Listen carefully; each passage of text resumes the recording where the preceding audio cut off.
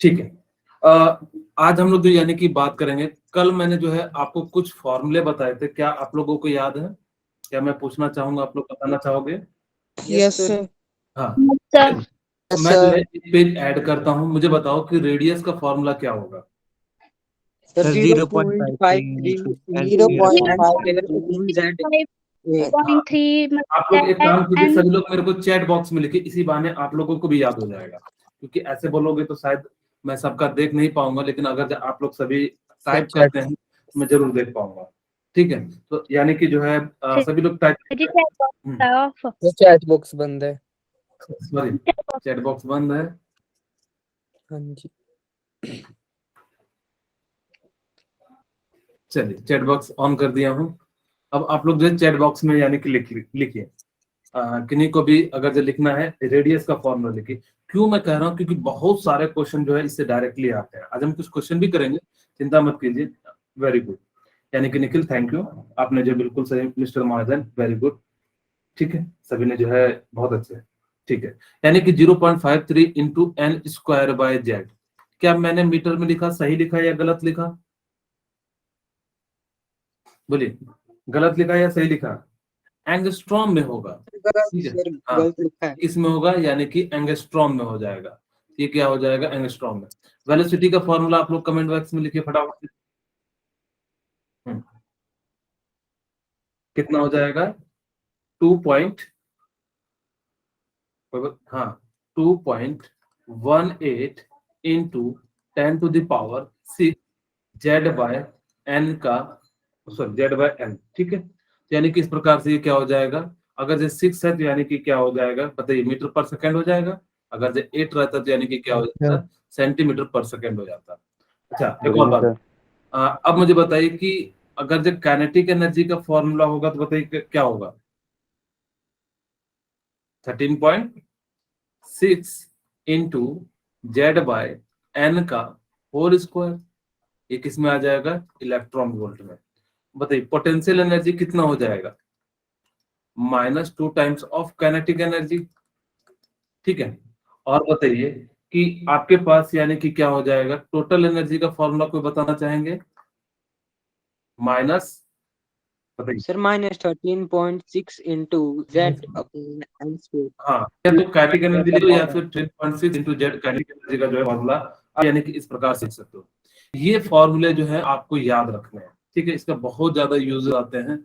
आप, मैं बता रहा हूँ कि अगर जो देखोगे ना कि अगर जो पर डे अगर जो 3 शिफ्ट हो रहा है या 2 शिफ्ट हो रहा है तो एक शिफ्ट में ये सबसे क्वेश्चन जरूर रहता है।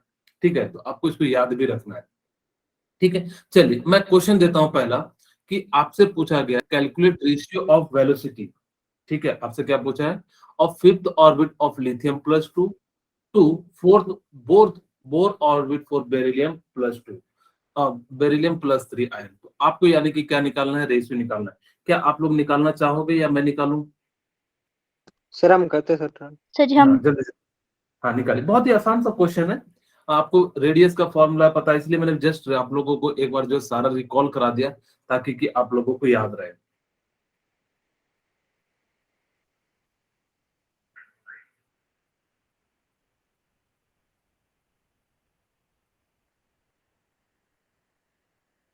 मैं फॉर्मूला लिख देता हूँ, बहुत सारे बच्चों को फॉर्मूला लिखने में दिक्कत आ रहा होगा।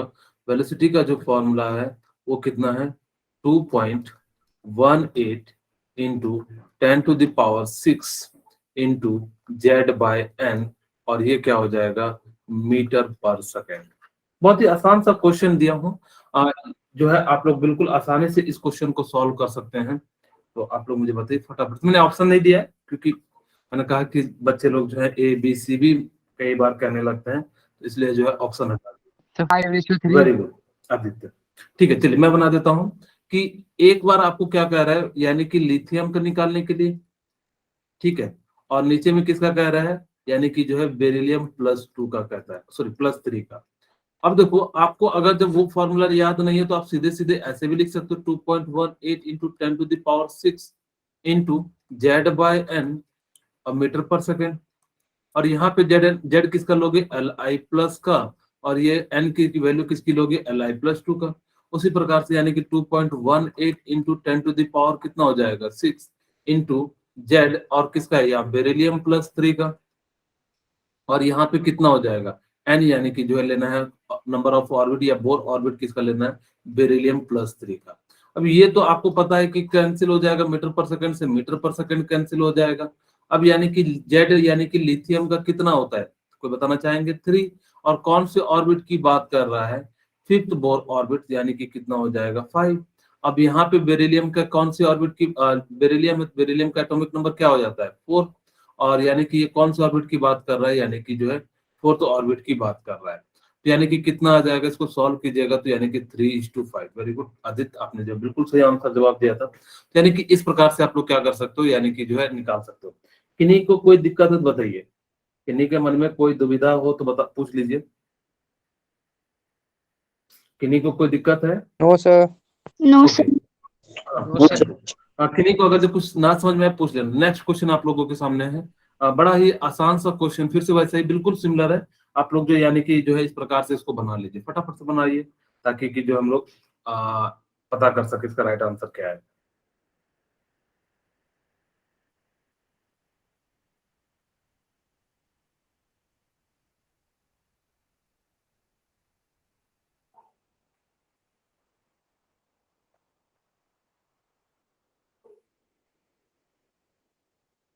मैं तो मतलब फॉर्मूला लिख देता हूँ। वेलोसिटी का रेशियो निकालना, velocity of electron second orbit of lithium plus is y, then the calculate velocity of electron in fifth orbit of beryllium plus 3। ठीक है, करेक्ट। तो मैं बना देता हूँ, शायद ये आप लोगों के लिए बिल्कुल नया क्वेश्चन होगा, क्योंकि यहाँ पे आपको वैल्यू नहीं दी है। यहाँ ध्यान से सुनिए आप लोग, आपको देखो यानी कि क्या दिया है, लिथियम प्लस के सेकंड ऑर्बिट का दिया हुआ है। यानी कि मैं सबसे पहले लिथियम प्लस 2 का वेलोसिटी निकाल लेता हूँ। तो सॉरी, यहाँ पे जो है मैं क्या कर रहा हूँ, यानी कि जो है लिथियम के जो है यानी कि जो है वेलोसिटी निकालता हूँ।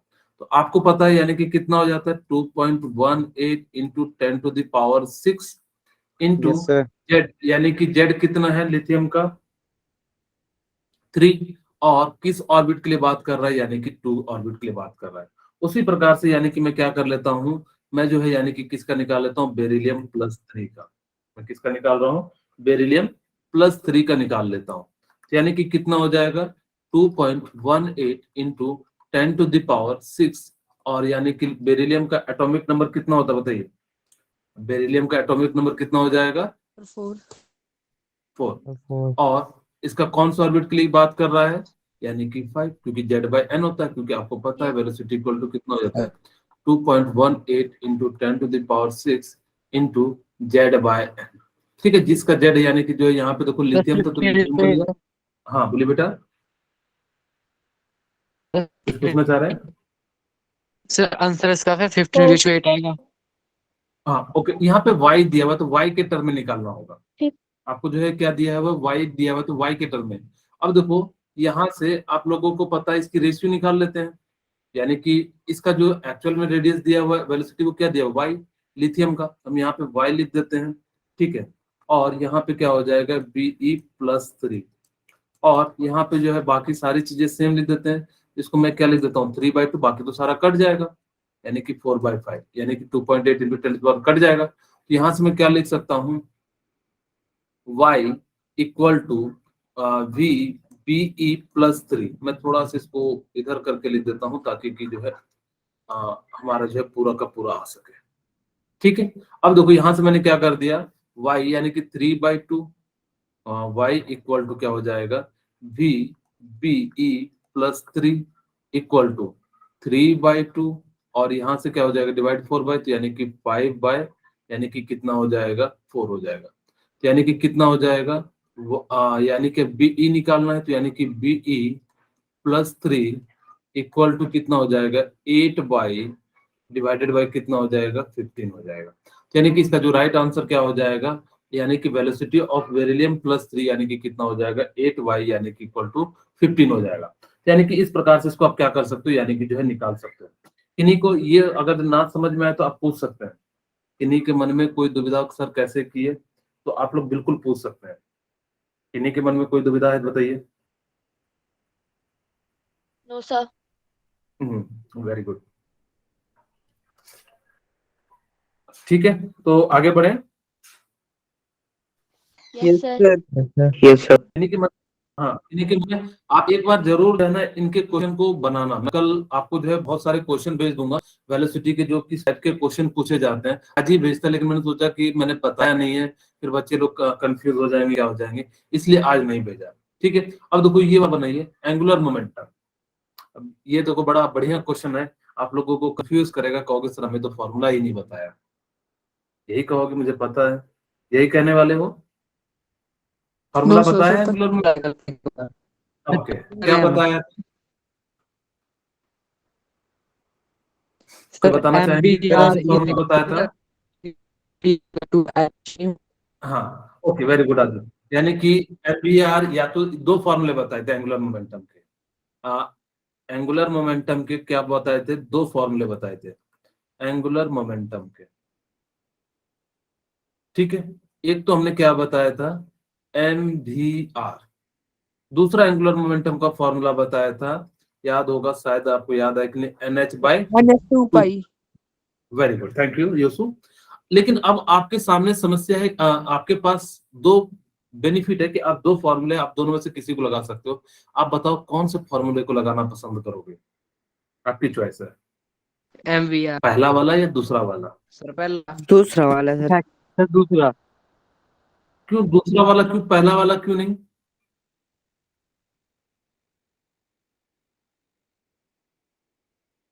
एक्चुअली आपका आंसर तो सही है कि दूसरा वाला हमें लगाना चाहिए। एक्चुअली रीजन क्या है ना, आपको देखोगे बुक में ना आंसर एमबीआर से ही निकाल के दिया हुआ है। यानी कि जो है मास, यानी कि जो लिया है इलेक्ट्रॉन का, और वेलोसिटी फिर निकाल सकते हो यहाँ से, आर निकाल सकते हो इस फॉर्मूले से, क्योंकि आपको वेलोसिटी पता है 2.18 इंटू 10⁻⁶ जेड बाय एन, और रेडियस का फॉर्मूला हो जाता है 0.53 into N square by Z, और फिर मास 1.6 इंटू 10⁻31 केजी ले लोगे, सॉरी 9.1 इंटू 10⁻31 केजी ले लोगे। लेकिन इसमें कैलकुलेशन बहुत ज्यादा है। सर अगर जो ध्यान से देखिए तो इसमें क्या है, कैलकुलेशन बहुत ज्यादा है, लेकिन इसके अंदर कैलकुलेशन की संख्या थोड़ी सी कम है। अब देखो मैं अगर जिसमें लेता हूं तो यानी कि एन, यानी कि कौन सी ऑर्बिट की बात कर रहा है, थर्ड ऑर्बिट की, और एच की वैल्यू कितनी हो जाती है, 6.6 इंटू 10⁻34। ठीक है, और देखिए यहाँ पे यानी कि कितना हो जाएगा, 2 डिवाइडेड कितना हो जाएगा, 3.14, यही तो हो जाएगा। अब मैं इसको कटा देता हूं तो यानी कि कितना हो जाएगा, अप्रोक्स में मैं निकालूंगा 3.3 हो जाएगा, और इसको मैं कटाऊंगा तो यानी कि कितनी बार में कट जाएगा। मैं अप्रोक्स यानी कि 1 पॉइंट समथिंग होता है, लेकिन फिर भी कितना ले लिया, 3 ले लिया, यानी कि 10⁻34।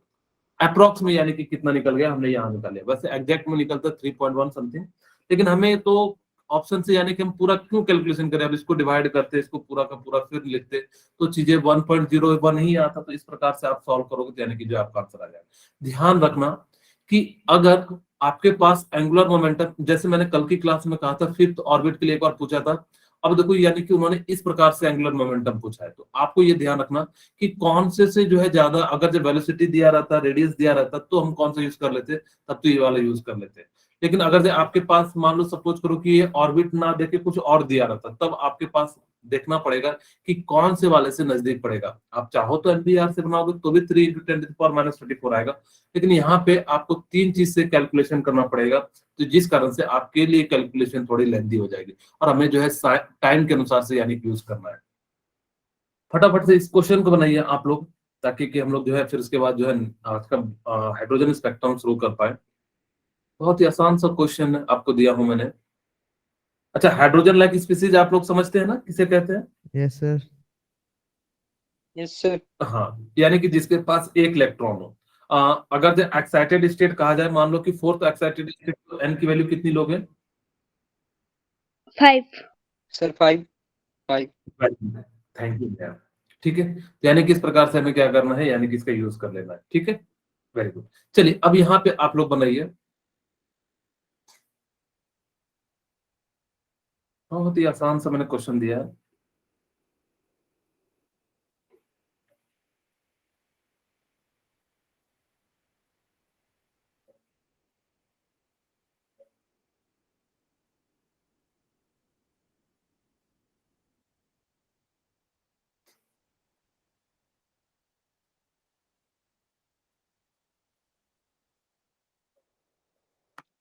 मैं बना दूं?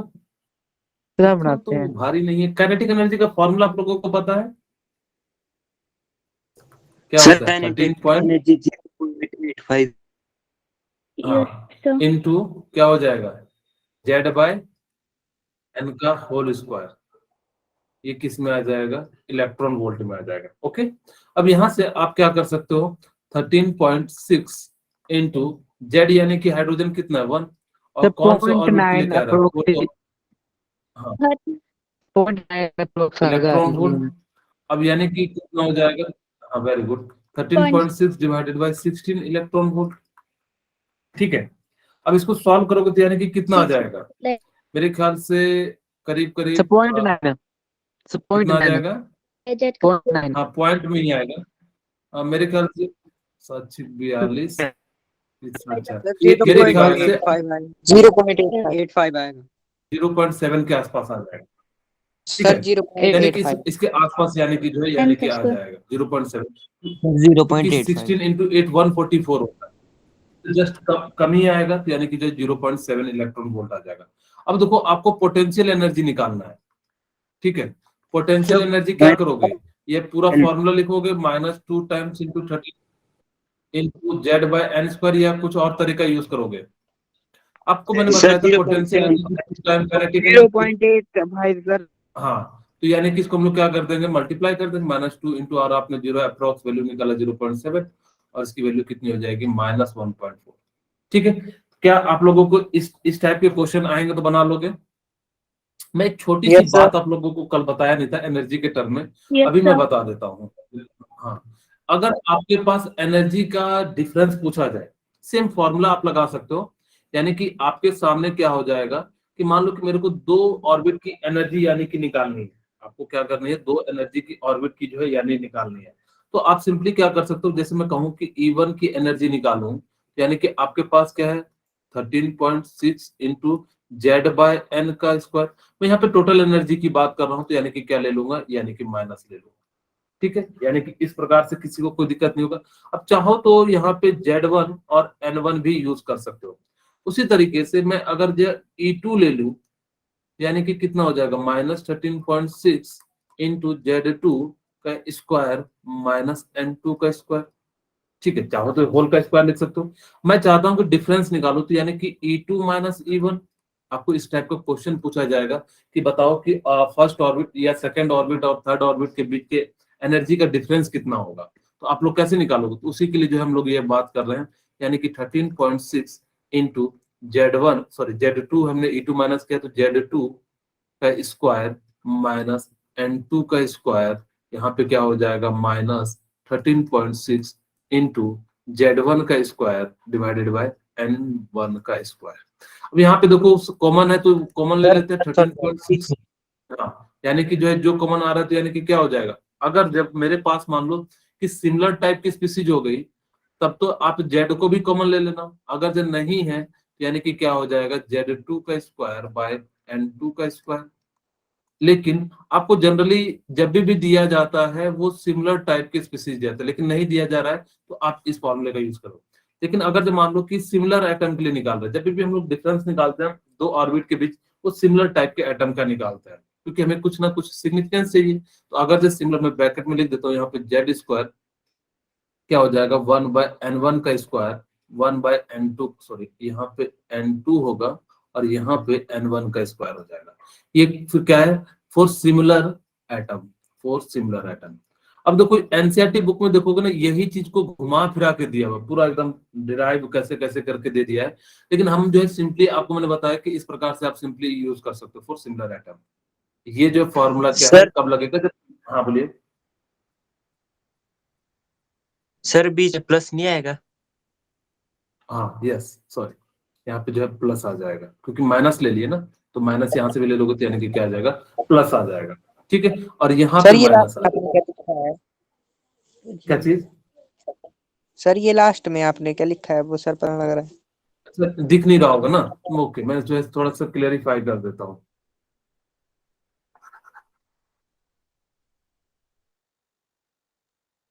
कैसे हो गए तुषार ठाकुर लेट।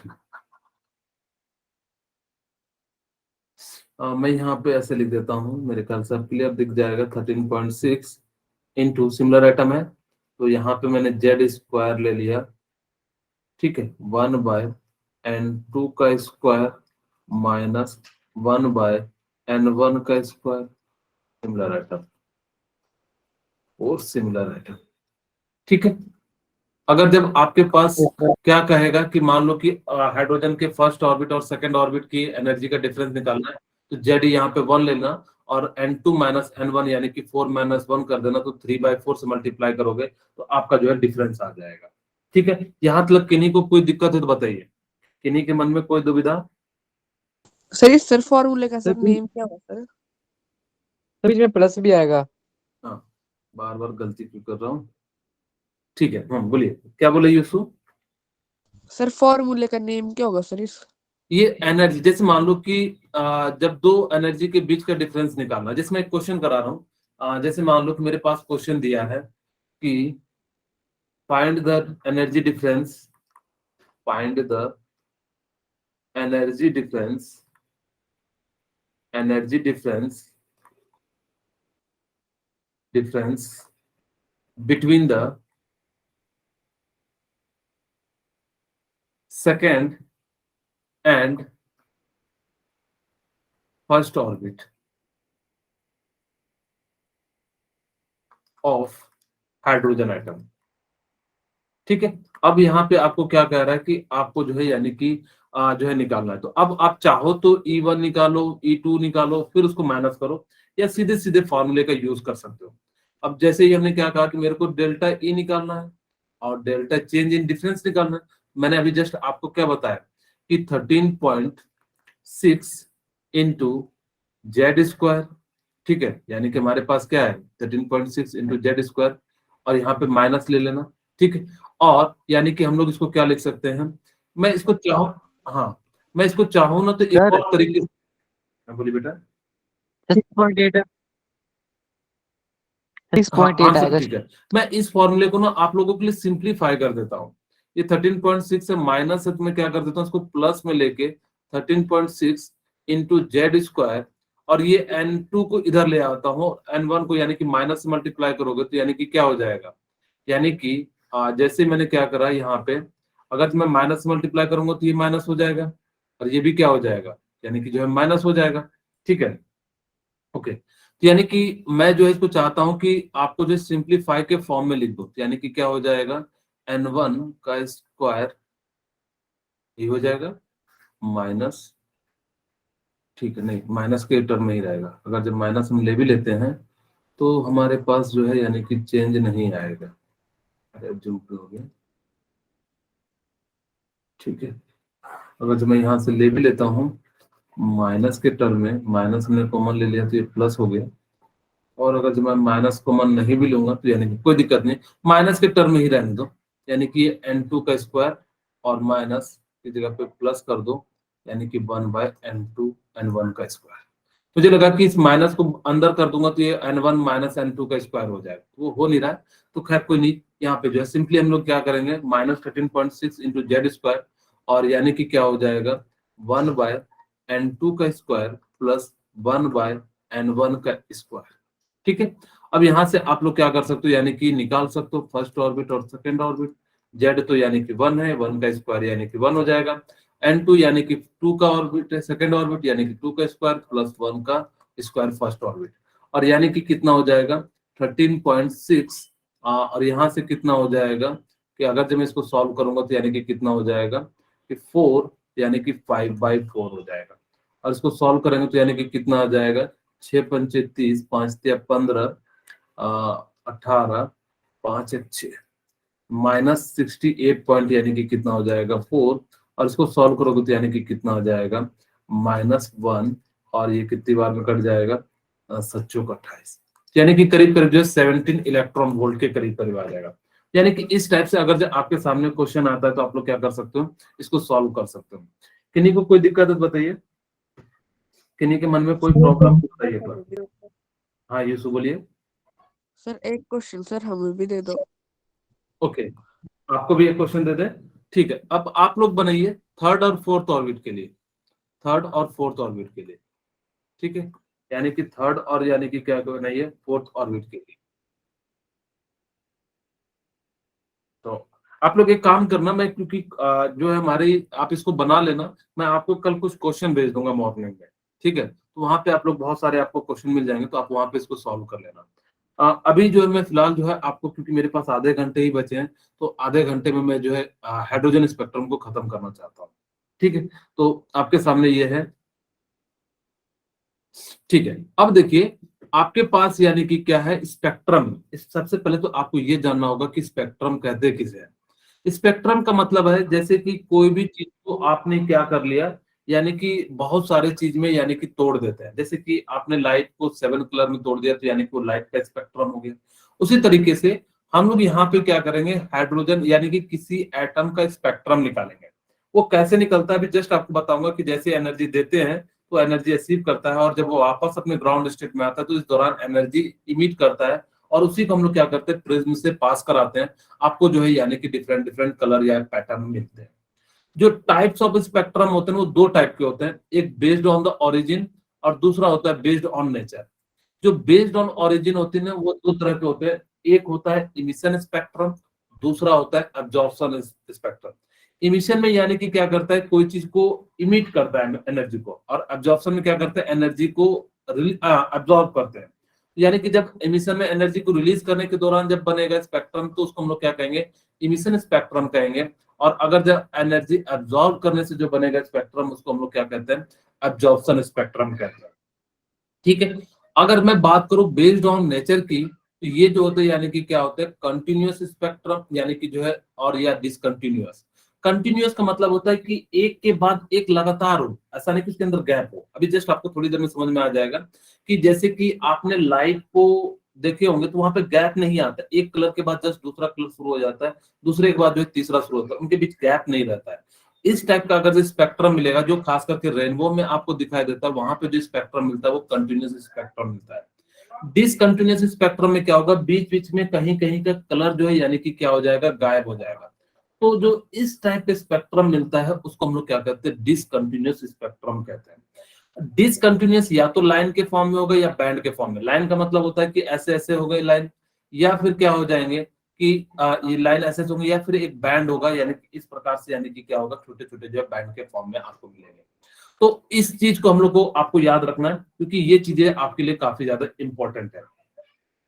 सबसे पहले हम लोग बात करते हैं कि हम लोग जो पढ़ने जा रहे हैं वो हाइड्रोजन स्पेक्ट्रम यानी कि एटॉमिक लेवल पे बात कर रहे हैं। यानी कि जब एटॉमिक लेवल पे बात कर रहे हैं तो आप लोगों को ये ध्यान होना चाहिए कि एटॉमिक स्पेक्ट्रम होता क्या है, ठीक है। अब देखिए कि atomic spectra, the spectrum of frequency of electromagnetic radiation emitted due to an atom और molecules making a transition from a high energy state to lower energy state. अगर मैं समझाऊं ना इसको सिंपल लैंग्वेज में, कि मान लो कि आपने क्या करा कि जैसे ही इलेक्ट्रॉन ने एनर्जी एब्जॉर्ब किया, तो ये सबसे पहले हायर स्टेट में जाएगा, लेकिन कोई भी ज्यादा हायर स्टेट में रहेगा नहीं, यानी कि क्या आना चाहेगा, नीचे की स्टेट में आना चाहेगा। इस दौरान जो ये एनर्जी रिलीज करेगा, इसी को हम लोग क्या करते हैं, प्रिज्म से पास कराते हैं, और जो आपको कलर दिखाई देते हैं उसको हम लोग क्या कहते हैं, यानी कि एटॉमिक स्पेक्ट्रम कहते हैं। सिंपल शब्दों में फिर से समझाता हूं कि ये ना दो तरह के हो सकते हैं, या तो एब्जॉर्प्शन यानी कि एनर्जी एब्जॉर्ब करके हो रहा हो, या फिर जो यानी कि एमिशन इमिट करके।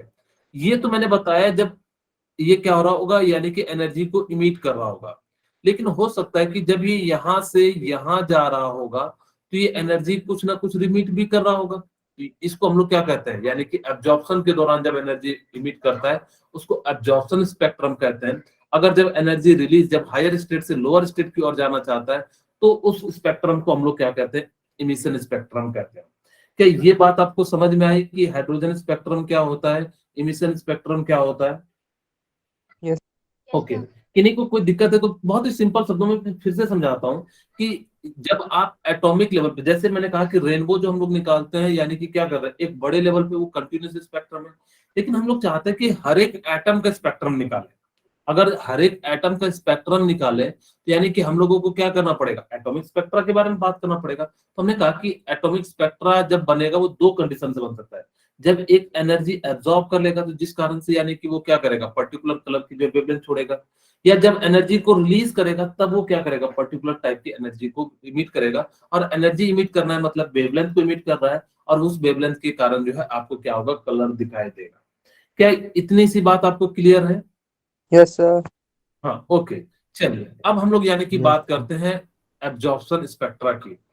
ठीक है, यानी कि जो है जिसमें से हम लोगों ने जो फर्स्ट टाइप की यानी कि जो हम लोग क्या कर रहे हैं, यानी कि बात कर रहे हैं। अब देखो आपने क्या करा कि ये कब बनता है, ये ध्यान से सुनना, ये आपको एनसीईआरटी बुक में नहीं मिलेगा। कि हमें जो है यानी कि व्हाइट लाइट है, यहाँ पे क्या रखा, कोल्ड गैस रखा, ये कुछ ना कुछ एनर्जी क्या कर लेगा, एब्जॉर्ब यानी कि रख लेगा अपने पास, रखेगा या नहीं रखेगा, कुछ ना कुछ एनर्जी को ये क्या कर लेगा, यानी कि जो है अपने पास रख लेगा। और ये जब एनर्जी को कुछ ना कुछ एनर्जी को रख लेगा तो जिस कारण से ये क्या करेगा, कुछ ना कुछ एनर्जी इमिट करेगा। जैसे मान लो कि आप क्या करोगे, जैसे कोई चीज आ रहा है, आपको बहुत जरूरत है, वैसे भी ये व्हाइट लाइट आ रही है, यहाँ पे कोल्ड यानी कि गैस है, तो यानी कि थोड़ी बहुत उसके पास एनर्जी होगी, वो क्या कर लेगा, एब्जॉर्ब कर लेगा। जब एब्जॉर्ब कर लेगा तो यानी कि आपको क्या होगा कि जो पार्ट एब्जॉर्ब कर लिया, जैसे मैंने कहा कि सपोज करो कि यहां से मैंने करा कि हर टाइप की वेवलेंथ निकाली 1 से लेकर 10 तक। ठीक है, यानी कि ये जो मान लो कि वेवलेंथ की जो है वो है, यानी कि 1 लैम्डा है, 1 यानी कि जो है नैनोमीटर है, 2 नैनोमीटर है, 3 नैनोमीटर है, इस प्रकार से अलग अलग टाइप के नैनोमीटर है। अब यानी कि कुछ ना कुछ एनर्जी इसने क्या कर लिया, एब्जॉर्ब कर लिया। और आपको पता है जो एनर्जी वेवलेंथ एब्जॉर्ब होगा तो उस जगह पे आपको कौन सा कलर दिखाई देगा, black colour. Black. Very good Aditya, thank you. यानी कि जब वो आपको ब्लैक कलर दिखाई देगा तो बाकी कलर तो दिखाई देगा, लेकिन जो वेवलेंथ एब्जॉर्ब हो जाएगा उसकी जगह पे आपको क्या दिखाई देगा, ब्लैक कलर दिखाई देगा।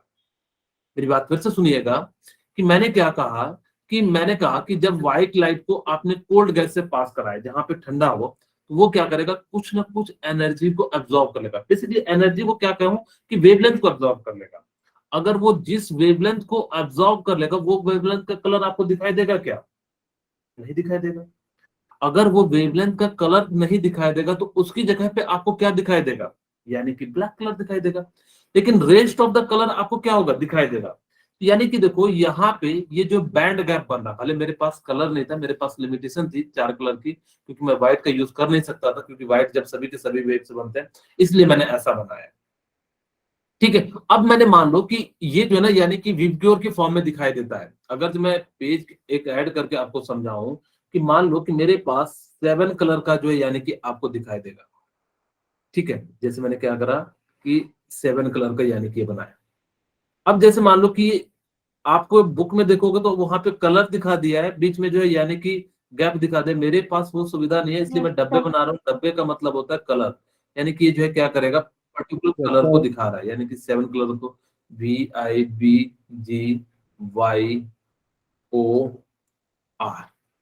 ठीक है, ये जो है इस प्रकार से मैंने क्या कर लिया, बना लिया। यानी कि आपको पता है यानी कि विबग्योर बनता है VIBGYOR। यहाँ पे ये कौन सा कलर हो गया, यानी कि जो है रेड, और ये कौन सा हो गया, यानी कि ऑरेंज, और ये येलो, ये ग्रीन, और ये ब्लू, और ये इंडिगो, और ये वॉयलेट। लेकिन आप यहाँ पे ध्यान से देखिए कि ये जो पार्ट है, यानी कि जो पार्ट है, ये जो पार्ट है, ये कलर कैसा है, यानी कि ब्लैक कलर है। यानी कि इसका मतलब क्या हुआ कि ये वाली वेवलेंथ को किसने एब्जॉर्ब कर लिया, यानी कि कोल्ड गैस ने एब्जॉर्ब कर लिया। तो जिस कारण से ये तो आपको क्या दिखाई देगा, यानी कि ब्लैक कलर, लेकिन ये जो है यानी कि क्या दिखाई देगा, रेड कलर। और ये कौन सा कलर दिखाई देगा, ऑरेंज कलर दिखाई देगा। यानी कि ये कैसा कलर दिखाई देगा, येलो कलर दिखाई देगा। ये कैसा कलर दिखाई देगा, ग्रीन कलर दिखाई देगा। और ये कैसा कलर दिखाई देगा, ब्लू। और ये इंडिगो, और ये वॉयलेट कलर दिखाई देगा। लेकिन जो रेस पार्ट है, वैसे तो एकदम बिल्कुल क्लोज ऐसे बना दो तो बढ़िया रहेगा, लेकिन आपको ऐसे मैं बनाता तो शायद आपको क्लियरिटी नहीं मिलती कि ये पर्टिकुलर रेंज में जो है यानी कि ये वेवलेंथ को शो कर रहा है। यहाँ पे आपको कंक्लूजन क्या निकालना है कि अगर आपके पास एब्जॉर्प्शन स्पेक्ट्रम होगा तो वो पर्टिकुलर टाइप के वेवलेंथ को एब्जॉर्ब कर लेगा। वो क्या कर लेगा, पर्टिकुलर टाइप के वेवलेंथ को या एनर्जी को एब्जॉर्ब कर लेगा। एनर्जी मतलब वेवलेंथ ही हो गया। अब यानी कि क्या हो गया कि जब उसने पर्टिकुलर टाइप के एनर्जी को एब्जॉर्ब कर लिया, तो आपको वो वेवलेंथ दिखाई नहीं देगा, क्योंकि उस एनर्जी का वेवलेंथ तो क्या कर लिया, कोल्ड गैस ने एनर्जी अब्सॉर्ब कर लिया। जो रेस्ट ऑफ द गैस है वो क्या हो जाएंगे, आपको दिखाई देंगे। तो ये कैसा दिखाई देगा, रेड या orange, yellow, green, violet, blue, indigo, violet, यानी कि इस प्रकार से आपको रेस्ट ऑफ द कलर दिखाई देगा। ये जो गैप है ये कैसा है, डिसकंटिन्यूअस है। देखो पूरा का पूरा दिख रहा है क्या, नहीं, थोड़ा दिख रहा है, थोड़ा नहीं दिख रहा है, थोड़ा दिख रहा है, थोड़ा नहीं दिख रहा है। लेकिन इसके अंदर मोस्ट ऑफ द पार्ट यानी कि क्या है, यानी कि कलर है। इसका मतलब है एब्जॉर्प्शन स्पेक्ट्रम में बहुत कम वेवलेंथ यानी कि हुआ है। इसको आप लोग क्या कह सकते हो, यानी कि बैंड स्पेक्ट्रम भी कह सकते हैं। इसको हम लोग क्या कह सकते हैं, बैंड स्पेक्ट्रम कह सकते हैं। ठीक है, क्यों, क्योंकि ये छोटे छोटे बैंड के फॉर्म में है। अगर ये छोटे छोटे बैंड के फॉर्म में है, इसलिए हमने इसका क्या नाम दे दिया, बैंड स्पेक्ट्रम दे दिया। आप एनसीईआरटी बुक में पढ़ोगे, आपको लैंग्वेज इतना टफ है, समझ में नहीं आएगा। लेकिन मेरे पढ़ने के बाद अगर आप एक बार पढ़ते हो तो आपको बिल्कुल समझ में आएगा। आप वहां पे जाना, स्पेक्ट्रम के बारे में पढ़ना। आपको जैसे आज अगर से क्लास खत्म हो जाती है तो आप थोड़ा सा एक बार जो इसको पढ़ के देखना, तो इतना बिल्कुल आपको क्लियरिटी हो जाएगी। ठीक है, अब यानी कि ये तो आपको समझ में आ गया कि ठीक है सर, यानी कि कोल्ड गैस था, ठंडा था, इसके लाइट के पास एनर्जी थी, इसने एब्जॉर्ब कर लिया। जिस पार्ट की एनर्जी एब्जॉर्ब किया वो पार्ट आपको क्या हो जाएगा, ब्लैक कलर दिखाई देगा। बाकी जो पार्ट आपको क्या हो जाएगा, सर कलरफुल दिखाई देगा। ये जो ऑप्टेन हुआ बैंड यानी कि डिसकंटिन्यूअस स्पेक्ट्रम है, क्योंकि बीच बीच में टूट टूट के हो रहा है, और ये बैंड के फॉर्म में हो रहा है, तो इसको हम लोगों ने बैंड स्पेक्ट्रम। इम्पोर्टेंट है ना, नहीं इम्पोर्टेंट। क्या हो गया, सर ब्लैक कलर क्यों दिखेगा? मैंने कहा कि यानी कि क्या हो जाएगा कि वो जो वेवलेंथ को एब्जॉर्ब कर लिया, यानी कि उस कलर को उसने क्या कर लिया, यानी कि जो है एब्जॉर्ब कर लिया। अगर जो उस कलर को एब्जॉर्ब कर लिया तो उस कलर की जगह पे यानी कि क्या दिखेगा, वेवलेंथ है ही नहीं। उसको उसने एब्जॉर्ब कर लिया तो उस जगह पे आपको क्या दिखेगा, ब्लैक कलर दिखाई देगा। वेवलेंथ ही तो तो एब्जॉर्ब ब्लैक ही कर क्यों? देगा। हाँ, क्या बोले आदित्य, तो ब्लैक ही क्यों दिखेगा?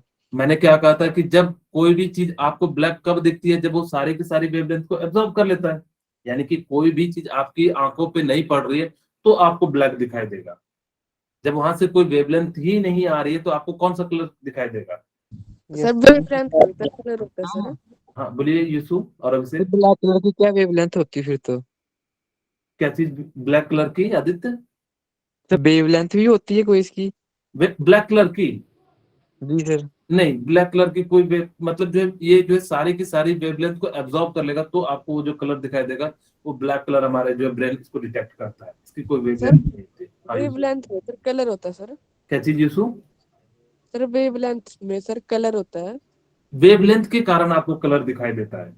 जैसे मान लो कि मैंने कहा था, आपको याद होगा तो मैंने कहा था जब वहां पे वेव के बारे में बता रहा था, तो मैंने कहा था कि अगर जब आपको वॉयलेट कलर दिखना है तो आपको कितना वेवलेंथ होना चाहिए, 400 नैनोमीटर होना चाहिए। अगर जब रेड दिखना चाहिए तो 750 नैनोमीटर होना चाहिए। आपको शायद याद होगा, वहां पे मैंने बताया था। यानी कि अगर जब 750 नैनोमीटर की वेवलेंथ आएगी तो रेड आपको कौन सा कलर दिखाई देगा, यानी कि जो है रेड कलर दिखाई देगा। ओके, जी सर। किन्हीं को कुछ प्रॉब्लम है तो बताइए, और किन्हीं को कोई डाउट। सर ये सर प्रिज्म और मरकरी लिखा है सर, इसका क्या है सर? हाँ, अभी वही चीज अब आ रहे हैं। एक्चुअली इसको एक और तरीके से एक्सप्लेन करते हैं, चीजें सेम चीज यही आएगी। जब हमने क्या करा कि ये मरकरी वेपर ले लिया, यानी कि जो है यानी कि एक लाइट का सोर्स लिया, और इसको हमने क्या करा, प्रिज्म से पास कराया, जो लैब में पास कराए जाते हैं यहाँ पे। और जो ये आपको स्पेक्ट्रम मिला वो इसी प्रकार से मिला। एक्चुअल में स्पेक्ट्रम इसी प्रकार से मिलता है। हमने इसको क्या कर दिया, यानी कि इस प्रकार से, यानी कि जो है अलग अलग करके दिखा दिया। ठीक है, यानी कि हमने क्या कर दिया, इसी चीज को आपको यानी कि जो है दिखेगा, यानी कि जो एक्चुअल में जो दिखता है लैब में जो यूज करते हैं हम लोग, क्या करते हैं, मरकरी वेपर लैंप लेते हैं और इसको हम लोग क्या करते हैं, प्रिज्म से पास कराते हैं, तो आपको इस फॉर्म में दिखेगा। इसी चीज को हमने क्या कर दिया, यानी कि इस फॉर्म में यानी कि जो है रिप्रेजेंट कर दिया। और यानी कि कैसा स्पेक्ट्रम आता है, यहाँ पे बैंड स्पेक्ट्रम आता है। ठीक है, बोलिए, और किन्हीं को कोई दिक्कत। सर जी ब्लैक लाइट हर लाइट को अब्जॉर्ब कर लेती है। सॉरी बेटा आदित्य, क्या बोले, फिर से बोलना। सर ब्लैक लाइट हर लाइट को अब्जॉर्ब कर लेती है। हाँ, अगर जब उस ब्लैक लाइट नहीं कह सकते, ब्लैक बनता है जब जब वो क्या करे, कोई भी ऑब्जेक्ट सारी की सारी लाइट को एब्जॉर्ब कर लेगी, तो यानी कि वो कलर कैसा दिखाई देगा, ब्लैक दिखाई देगा। अब मान लो कि सपोज करो Absorb कि सर हाँ, जैसे मैं सलमान खान को जो है रात के अंधेरे में ले जाऊंगा, वो तो गोरा है, लेकिन वो क्या आपको गोरा दिखाई देगा क्या? No sir. देखो ब्लैक, वो क्योंकि जो है इसने सारी की सारी लाइट को जो है एब्जॉर्ब कर लिया, इसलिए वो आपको कैसा दिखाई देगा? ब्लैक कलर दिखाई देगा। ठीक है, तो सर इसीलिए जो है एब्जॉर्ब करेंगे हाँ, सर ब्लैक कलर एब्जॉर्ब क्यों करता है सर? ये यानी कि ब्लैक कलर जो है जब भी बनता है जब कोई बॉडी सारी की सारी वेवलेंथ को एब्जॉर्ब कर लेता है, तब जो यानी कि ब्लैक कलर बनता है। वो बॉडी के ऊपर डिपेंड करता है। ठीक है, अगर जब बॉडी उसको रिफ्लेक्ट कर देगा तो तब तो नहीं दिखाई देगा, अगर जब एब्जॉर्ब कर लेता है तो यानी कि क्या कर लेता है, यानी कि वो जो है ब्लैक कलर दिखाई देगा। ठीक है, सर ये जैसे सर मरकरी वेपर लैंप है ना सर, ये जो हमें ये रेडिएशन निकलती है ये सर हमें दिखती है सर? हाँ बिल्कुल, आप इसको जो है बिल्कुल ये दिखाई देती है, आपको ऐसे नहीं दिखाई देगी। अगर आप एक काम करना, आज जो है आप लोग जैसे जाओगे रूम पे तो एक बार यूट्यूब पे सर्च मारना, आपको बिल्कुल जो है एक्सपेरिमेंट वहां दिखाया जाएगा, आपको इसी फॉर्म में लाइन के फॉर्म में दिखाई देगा। ठीक है, बिल्कुल कलर दिखाई देते, लेकिन नॉर्मली हम लोग इसका कोई जरूरत नहीं पड़ता कि हमें क्या लेना देना इस स्पेक्ट्रम का, इसलिए हम लोगों को कोई फर्क नहीं पड़ता, हम लोग कभी ना देखते हैं ना कभी इसके बारे में जिक्र करते हैं। ठीक है, किन्हीं को कोई मन में दुविधा हो तो पूछ लीजिएगा, दुविधा को दुविधा नहीं रहने दीजिएगा। ठीक है, ओके। Yes sir. हाँ, Yes, sir. किन्हीं को और कोई प्रॉब्लम हो तो पूछ लीजिए, आगे बढ़े। जी सर। चलिए, यानी कि इस प्रकार से आपको अब जो हम लोग बात कर रहे हैं दूसरे टाइप की, यानी कि इमिशन स्पेक्ट्रम की बात कर रहे हैं। Emission spectrum is only possible when atom goes to excited state is more from the normal. यानी कि बेसिकली अगर जो एक्साइटेड स्टेट लो एनर्जी से हाई एनर्जी की ओर जा रहा है तो यहाँ पे क्या हो जाएगा, यानी कि जो है इमिशन होगा। लेकिन ऐसा नहीं कि जाने के तुरंत, यानी कि क्या होता है, जैसे मान लो कि मैं समझाता हूँ कि ये मान लो कोई एटम का इलेक्ट्रॉन है, सारा खेल किसके कारण हो रहा है? इलेक्ट्रॉन के कारण हो रहा है। ठीक है, यानी कि क्या हो रहा है कि ये जो है यानी कि इलेक्ट्रॉन के कारण यानी कि सारा का सारा जो है यानी कि खेल हो रहा है। अब देखो, यानी कि जैसे ही इलेक्ट्रॉन आपके पास यानी कि ये मान लो कि यहां से यानी कि क्या कह रहा है, energy more from the normal, अगर जो यानी कि ये इलेक्ट्रॉन जंप करके यहाँ आएगा तो एनर्जी क्या करेगा? इमिट करेगा। हमें तो इमिशन वाला चाहिए ना, तो ये क्या करेगा? इमिट करेगा। तो यानी कि अगर जो इमिट करेगा, यानी कि जब आपके पास ज्यादा एनर्जी होगी, ज्यादा एनर्जी से आप कम एनर्जी की ओर आओगे, तो इस दौरान एनर्जी क्या होगी? रिलीज होगी। जो एनर्जी रिलीज होगी ना, आपको पता है कि जो भी एनर्जी रिलीज होगी तो उसका वेवलेंथ होगा कुछ ना कुछ। अगर वो वेवलेंथ हमारे विजिबल रीजन में आया तो वो आपको क्या होगा? यानी कि दिखाई देगा। अगर वो दिखाई देगा तो हम उसको क्या करते हैं? प्रिज्म से पास कराते हैं। और अब कहोगे सर वेपर प्रेशर ही क्यों लेते हैं? क्योंकि वो जो होता है यानी कि आपको अच्छे से कलर दिखाई देगा। अगर जब बाकी लाइट, ये नॉर्मल लाइट, आप टॉर्च की लाइट या अपने घर में जो बल्ब जला रहे हो, इस लाइट का यूज करोगे तो आपको जो है स्पेक्ट्रम नहीं दिखता है। वेपर लाइट में क्या होता है कि पार्टिकल काफी ज्यादा एनर्जेटिक होते हैं, जिस कारण से वो जो है यानी कि एनर्जी को एब्जॉर्ब करना चाहता है, और जैसे एनर्जी एब्जॉर्ब करता है तो जिस कारण से आपको दिखाई देगा। यही रीजन है, और इसीलिए हम लोग उसका यूज करते हैं, बाकी किसी भी लाइट का यूज नहीं करते हैं। अब हमने कहा कि जैसे मान लो कि ये हायर लेवल से लोअर लेवल एनर्जी में जा रहा है, क्योंकि आपको मैंने बताया था, याद हो कि जैसे जैसे दूर जाओगे तो यानी कि उसकी एनर्जी क्या होती चली जाती है? बढ़ती चली जाती है, वेलोसिटी डिक्रीज होती चली जाती है। तो जिस कारण से यानी कि क्या हो जाएगा, जैसे जैसे हम लोग क्या हो जाएंगे, दूर जाएंगे तो उसकी एनर्जी बढ़ती चली गई। अगर से एनर्जी बढ़ती चली गई, अब ऊपर से यानी कि नीचे की ओर जाएगा तो ये एनर्जी कुछ ना कुछ क्या करेगा? इमिट करेगा। और जैसे ही ये एनर्जी इमिट करेगा तो यानी कि इमिशन यानी कि जो हो जाएगा, ये जो स्पेक्ट्रम बनेगा इसके कारण उसको हम लोग क्या कहते हैं? इमिशन स्पेक्ट्रम कहेंगे। Excited atom are not stable. अब आपके मन में आएगा सर ये इलेक्ट्रॉन यहाँ चले गए, इस ऑर्बिट में तो स्टेबल होना चाहिए, क्योंकि आपने कल कहा था कि सर कि कोई भी इलेक्ट्रॉन जो घूमेगा वो जो है इंटीग्रल मल्टीपल ऑफ h/2 पाई के फॉर्म में घूमेगा। यहाँ तो h/2 के फॉर्म में, फिर ये क्यों नहीं रहना चाहता है? एक्चुअली कोई भी इलेक्ट्रॉन अगर जो मान लो कि जो जहां पे ज्यादा स्टेबल होता है तो वहीं पे रहना पसंद करता है। यहाँ के भी इलेक्ट्रॉन इसको रिपेल करेंगे तो जिस कारण से ये जो है वापस यहाँ पे आना चाहेगा, और जैसे ही आना चाहेगा तो जिस कारण से ये इमिशन करेगा। ठीक है, to stabilise atom reduce their energy by emitting radiation. ये अपने आप को स्टेबलाइज करता है, और जिस कारण से ये क्या करता है? इस दौरान जो है एनर्जी रिलीज करता है।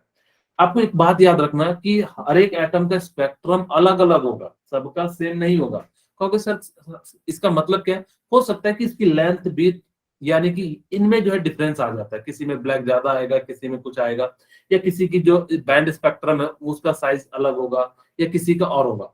और हर एक एटम का, जैसे कि हर एक इंसान का फिंगरप्रिंट होता है, सबका यूनिक होता है, उसी तरह से हर एक एटम का इमिशन स्पेक्ट्रम भी या एटॉमिक स्पेक्ट्रम भी बिल्कुल क्या हो जाएगा, यानी कि अलग होगा, सेम नहीं होगा। इस बात को याद रखना कि जितने भी एटम होंगे सबका ऐसा नहीं कि जितना मैंने अभी बना दिया मेरे पास, लेकिन एक्चुअल मैं तो भले सिंपल सबका बैंड लेंथ सेम बना रहा हूँ, लेकिन एक्चुअल में जब देखा जाता है तो सबका जो यानी कि क्या होता है, सेम जो है यानी कि नहीं होता है। तो जिस कारण से ये जो है आपको मिलता है।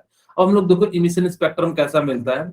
यहाँ पे हमने क्या करा, मरकरी वेपर लैंप लिया, इसको हमने पहले एनर्जी दिया, एनर्जी देने के बाद वापस रिटर्न आएगा, और जब रिटर्न आएगा तो इस दौरान से कुछ ना कुछ एनर्जी रेडिएट करेगा, और ये रेडिएट करेगा तो यानी कि इस प्रकार से आपको क्या मिलेगा, यानी कि बैंड मिलेगा।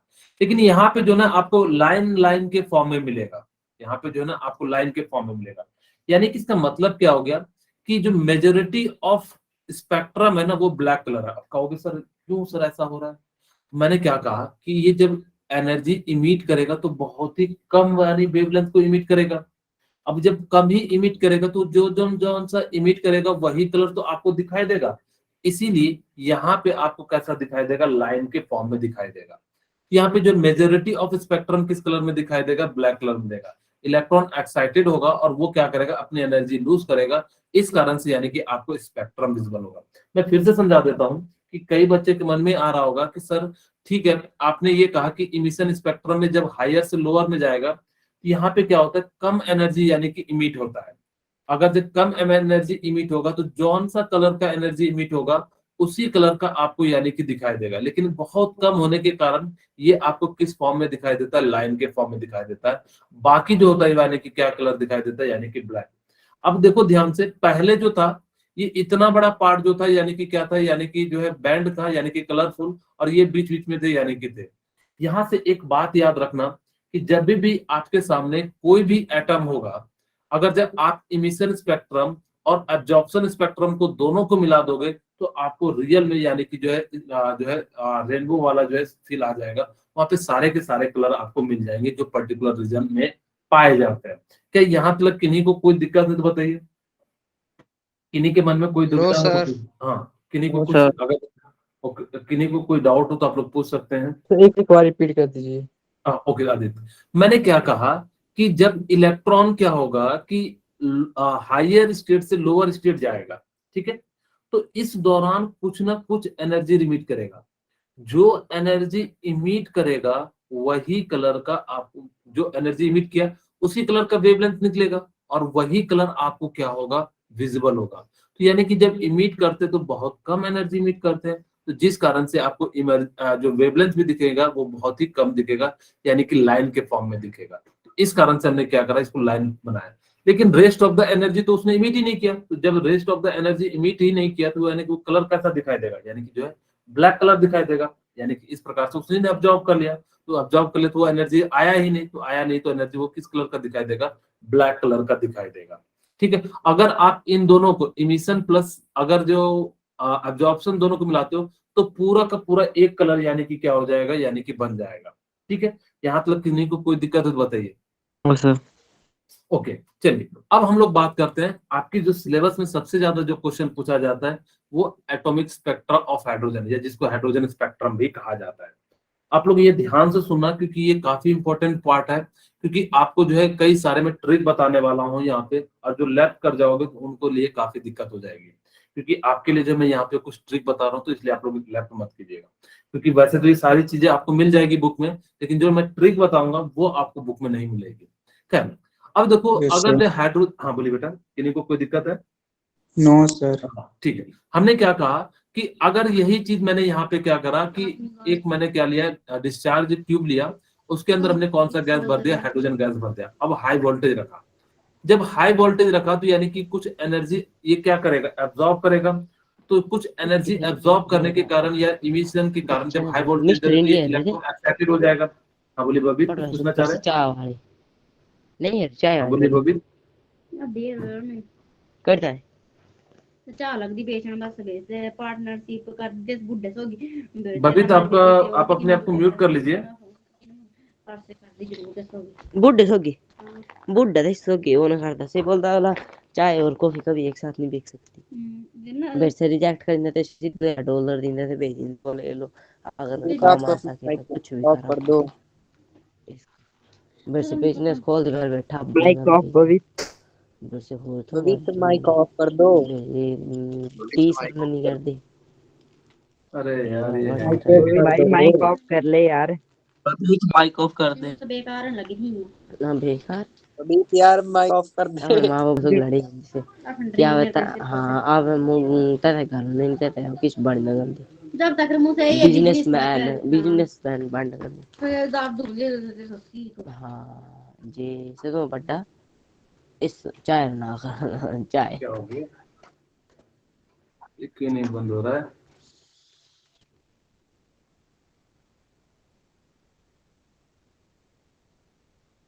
ठीक है, अब यहाँ पे अब आप लोग ध्यान दीजिए कि आपके सामने यानी कि क्या हो गया कि जैसे ही हमने क्या करा कि इस बार हमने क्या करा, यहाँ पे हाइड्रोजन गैस रख लिया, ठीक है, यानी कि H2 गैस को हमने क्या कर दिया, यानी कि रख दिया। अब जैसे ही हमने क्या करा, हाइड्रोजन गैस को यानी कि क्या करा, रखा, तो इसको हाई वोल्टेज देंगे। हाई वोल्टेज यानी कि इलेक्ट्रॉन एनर्जी लेगा और वो यानी कि एक्साइटेड में जाएगा, और जैसे जाएगा तो वापस वो क्या आएगा, यानी कि नीचे स्टेट में आएगा, और इस दौरान यानी कि क्या करेगा, एनर्जी को इमिट करेगा। और जब ये एनर्जी को इमिट करेगा, हम इसको प्रिज्म से पास कराएंगे और फोटोग्राफिक प्लेट पे देखेंगे, तो यानी कि आपको क्या मिलेगा, स्पेक्ट्रम मिलेगा। यानी कि जो स्पेक्ट्रम मिलेगा, अगर जो हाइड्रोजन के कारण मिल रहा है, उसको हम लोग कौन सा स्पेक्ट्रम कहते हैं, यानी कि हाइड्रोजन स्पेक्ट्रम कहते हैं। ठीक है, the hydrogen spectrum is an important piece, evidence होगा ना, important pieces of evidence to show that the quantized electronic structure of atom, यानी कि ये क्या हो जाएगा कि यहाँ से आपको पता लगेगा कि ये क्वांटाइज्ड के फॉर्म में है। यानी कि क्वांटाइज्ड के फॉर्म का मतलब क्या हो जाता है कि यहाँ पे से जो है यानी कि पूरा का पूरा जो यानी कि क्या हो जाएगा, पाया जाएगा। ओके, ठीक है। अब देखो जो आपको लाइन मिलेगी ना, वो कुछ इस प्रकार की लाइन मिलेगी। मैं वापस से आप लोगों को अनम्यूट कर देता हूँ ताकि कि आप लोग कोई कुछ पूछना चाहो तो पूछ सकते हैं।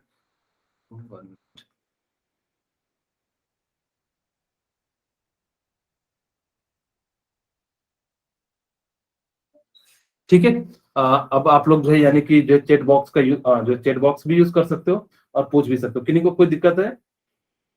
No sir. ओके, ठीक है। अब देखो जो स्पेक्ट्रम मिलता है ना, वो कुछ इस प्रकार से मिलता है। यानी कि अगर जो देखोगे तो यहाँ पे ये इस सीरीज को लाइमन कहते हैं, इसको बाल्मर कहते हैं, इसको पास्चन कहते हैं, इसको ब्रैकेट कहते हैं, इसको पीफेंड कहते हैं, इसको हम्फ्री कहते हैं। अब जैसे ही कोई भी इन्फिनिटी से यानी कि मान लो ये एन इन्फिनिटी से अगर जो ग्राउंड स्टेट में जाएगा तो यानी कि कुछ ना कुछ एनर्जी रिलीज करेगा। उसी प्रकार से अगर जो हम्फ्री से जाएगा यानी कि ग्राउंड स्टेट में तो यानी कि कुछ एनर्जी मिट करेगा। यानी कि जिसने जिसने किया सबने जो है अपना नाम क्या कर लिया, यानी कि यूज कर लिया। अब देखो मान लो कि यहाँ से अभी इन्फिनिटी से ना जाके वो कहाँ से जाएगा, यानी कि कुछ इस प्रकार से जाएगा। यहाँ से मान लो कि गया यानी कि वापस यानी कि सब आएगा कहाँ पे, ग्राउंड स्टेट में, और फिर यहाँ से आएगा यानी कि इस प्रकार से। ठीक है, और ये यहाँ से जाएगा।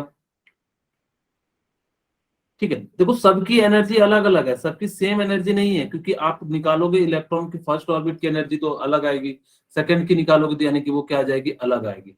यानी कि इस प्रकार से मैंने क्या करा, सबके लिए निकाल लिया। अब यहाँ से जो है मैंने क्या करा, इस प्रकार से जो सबके लिए एनर्जी जो है निकाला। ठीक है, अब देखो जैसे ही मैंने क्या करा, सबके लिए निकाला, यहाँ पे कोई कौन जो है सब सिमिलर नहीं होंगे, सारे के सारे यानी कि क्या हो जाएंगे, डिफरेंट हो जाएंगे। ठीक है, अब यहाँ से मैं निकालूंगा यानी कि इस प्रकार से ये सारे जो है आएंगे। ठीक है, और ये यहाँ से यहाँ हो गया, और ये लास्ट यहाँ से जो है यहाँ आ जाएगा, और यहाँ से। ठीक है, यानी कि अलग अलग साइंटिस्ट ने, लाइमन ने कहा कि अगर कोई भी इन्फिनिटी से जो है यानी कि इस प्रकार से यानी कि आएगा, यानी कि इन्फिनिटी से, तो उसको लाइमन कहेंगे। हम्फ्री ने कहा कि अगर 6th ऑर्बिट से आएगा तो यानी कि वो क्या हो जाएगा, यानी कि जो है हम्फ्री स्टेट कहेंगे। खैर, आपको ये याद रखना बहुत जरूरी है कि इनके जो नाम कैसे इसको याद रखें, कौन सा N1 है, कौन N2 है, कौन जो है N3 के लिए जो है वैल्यू, क्योंकि बच्चे जो यानी कि क्या कर जाते हैं, भूल जाते हैं। तो मैं इसके लिए छोटी सी एक ट्रिक देना चाहूंगा। देखो याद कैसे रखोगे, आप लोग ध्यान से सुनना। लाया, बलमा, पायल, बड़े प्यार से। क्यों मैं ऐसा इसलिए कह रहा हूं क्योंकि जब एग्जाम में, एक मिनट थोड़ा सा,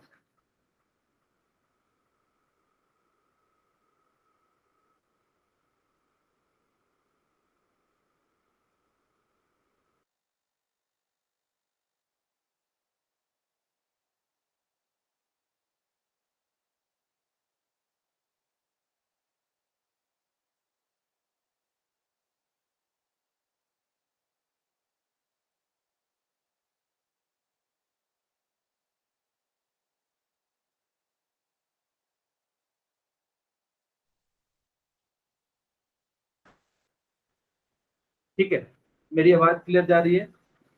जी सर। Yes sir. बस मैं थोड़ा सा वो ऑटो घर पे आया हुआ है, इसी कारण से थोड़ी सी, ठीक है। आपको देखो क्वेश्चन कैसे पूछेगा कि मान लो कि आपको एनर्जी पूछता कि मान लो कि पास्टन से लाइमन की ओर जा रहे हैं, तो N1 N2 क्या यूज करोगे? आपको ये याद रखना है कि Lyman, Balmer, Paschen, Brackett, Pfund and Humphreys होता है। ये सारी सीरीज का नाम है, इसको याद रखना है। इसको हम लोग याद कैसे रखेंगे? लाया, बल्मा, पायल, बड़े प्यार से, ठीक है। यानी कि इस प्रकार से, यानी कि आपसे पूछेगा कि बताओ, यानी कि जो है ब्रैकेट से बाल्मर की ओर जा रहा है, तो यानी कि एन की वैल्यू क्या लोगे? 4 से, यानी कि कहाँ जा रहा है? 2 की ओर जा रहा है। तो यानी कि इस प्रकार से आप लोग क्या कर सकते हो, यानी कि इसका यूज कर सकते हो। मैं बता रहा हूं कि अगर जब आपने इसको याद नहीं रखा तो आपको इतने सारे प्रॉब्लम आएंगे जब भी इसके क्वेश्चन आते हैं। वो अब N1 N2 नहीं देगा। जैसे मान लो कि वो कहता कि find the speed velocity of Balmer, या रेशियो पूछ लेता तो बाल्मर का पूछ लेता, तो आपको क्या कहोगे? एन की वैल्यू आपको पता नहीं है, या रेशियो पूछ लेता ब्रैकेट या बाल्मर का, तो आप कैसे निकालोगे? तो आपको इसको याद रखना, लाया, बल्मा, पायल, बड़े प्यार से, ठीक है। और लास्ट में हम लोग हैम्फ्री जो होता है वो आपकी बुक में दिया नहीं है, पीफंड तक ही दिया है, लेकिन हमने जो यानी कि बता दिया इस प्रकार से। ये जो यानी कि याद रखना कि इसके अंदर जो कौन सी रेज होती है, यानी कि जो है यहाँ पे अल्ट्रावायलेट रेज होती है, ठीक है। इस वाले रीजन में कौन सी होती है? अल्ट्रावायलेट। और यहाँ पे कौन सी होती है? यानी कि विजिबल होती है, ठीक है। और यहाँ पे क्या होती है? यानी कि इंफ्रारेड।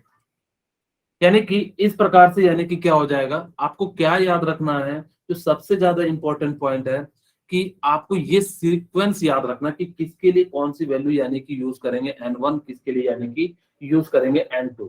क्या ये आप लोगों को याद रहेगा या नहीं रहेगा, बताइए? हाँ, ठीक है। आपको क्या कहना है? लाया, बल्मा, पायल, बड़े प्यार से, किसके लिए? और ये देखने के लिए कौन आई? उर्वशी भी आई, ठीक है। यानी किस प्रकार से ये जो अल्ट्रावायलेट, ये विजुअल, ये इंफ्रारेड, या बाकी सारे जो है यानी कि इंफ्रारेड के जो है यानी कि एग्जाम्पल है। तो आपको ये याद रखना कि ये जो है, खैर क्वेश्चन जैसे भी पूछे जाए यानी कि डिफरेंट डिफरेंट तरीके से पूछा जा सकता है। कि मैं यहाँ पे इस चीज को कंक्लूड करने के लिए बस आप लोगों को 1 मिनट लूंगा। आपको जब आपको क्या करेगा कि उसकी वेवलेंथ निकालने पूछ दे या वेव नंबर पूछ दे, तो आप कैसे यूज करोगे? आपको मैंने कहा डेल्टा ई यानी कि E1 माइनस E2 कर देते हैं, ठीक है। अब यहाँ से हमने क्या करा? 13.6 इंटू जेड स्क्वायर और 1/N1 का स्क्वायर माइनस 1/N2 का स्क्वायर कर दिया, माइनस कर दिए। अब जैसे ही माइनस कर दोगे तो यानी कि क्या हो जाएगा कि E2 की जगह पे प्लस आ जाएगा, यानी कि E1 क्या हो जाएगा? Minus 13.6 into Z square by N2 का स्क्वायर। और एक माइनस में एक प्लस में, तो यानी कि जस्ट आप माइनस करोगे तो यानी कि क्या आ जाएगा?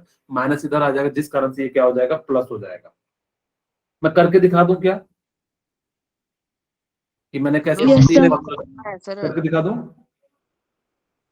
सर ऐसे करवाया आपने सर ओके, चलिए मैं इसको दिखा भी देता हूँ कि मेरे पास यानी कि जो डेल्टा ई होता है वो क्या हो जाता है? E2 माइनस E1 हो जाता है।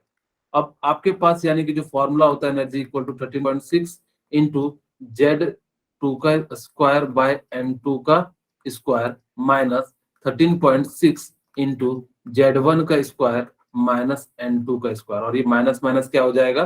प्लस हो जाएगा। यानी कि यहाँ से क्या हो जाएगा? N1 का स्क्वायर होगा सर। कहाँ पे? सर इधर प्लस के आगे 13.6 वाले टर्म में 13.6 इंटू, Z1 का स्क्वायर N2 लिख दिया आपने नीचे ना। अच्छा सॉरी, यहाँ पे N1 हो जाएगा ना, ठीक है।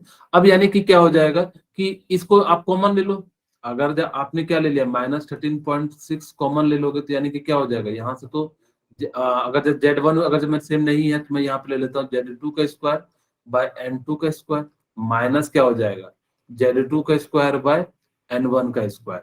ठीक है, और इसको मैं प्लस के टर्म में लिखना चाहूंगा तो यानी कि क्या हो जाएगा 13.6 इंटू यानी कि Z यहाँ पे 1 हो जाएगा तो ये क्या हो जाएगा इधर साइड प्लस ले लेता हूँ यानी कि Z1 का स्क्वायर बाय N1 का स्क्वायर माइनस Z2 का स्क्वायर बाय N2 का स्क्वायर।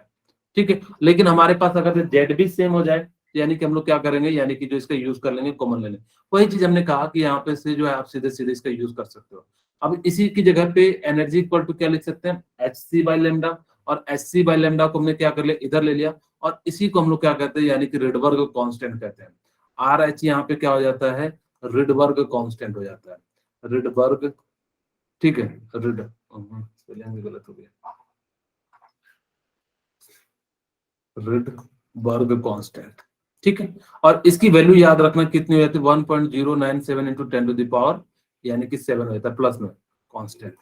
लेकिन मैं कहूंगा कल की क्लास में जब आप क्वेश्चन कराऊंगा तो आप इसको याद रखना 1/RH कितना वैल्यू लेंगे 912 एंगस्ट्रॉम ले लेंगे। ठीक है, कल की क्लास में हम इससे आगे बढ़ेंगे। कल की क्लास काफी ज्यादा इंपॉर्टेंट हो जाएगी तो आप लोग प्लीज मिस मत कीजिएगा, नहीं तो आप लोगों को काफी सारा जो है नुकसान झेलना पड़ेगा। ठीक है ओके जी सर।